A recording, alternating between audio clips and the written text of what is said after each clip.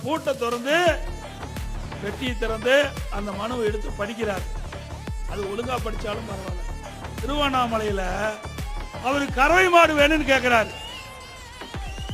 அவருக்கு என்ன சொல்றாரு?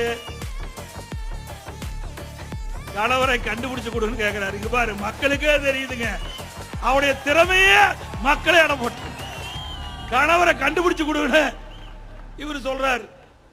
இப்படிப்பட்ட முதலமைச்சரை வச்சு நாட்டை காப்பாற்ற முடியுங்களா? நாட்டை காப்பாற்ற முடியுமா? அதனாலதான் பொம்மை முதலமைச்சர் நான் சொல்றேன். அதுக்கு எரிஞ்சு போய் என்னென்னமோ பேசுறாரு முதலமைச்சர். ஆக இது எப்படி ஏமாற்று வேலை எண்ணி பாருங்க. சரி, இந்த பெட்டி தான் எடுத்துட்டு போனீங்க, நீ தான் முதலமைச்சர் ஆயிட்டீங்களா?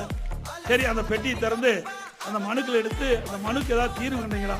அதுவும் இல்லை. அப்ப அந்த பெட்டி வச்சு மனுக்கெல்லாம் போட்ட பிறகு பெட்டி பூட்ட பிறகு சொல்றாரு,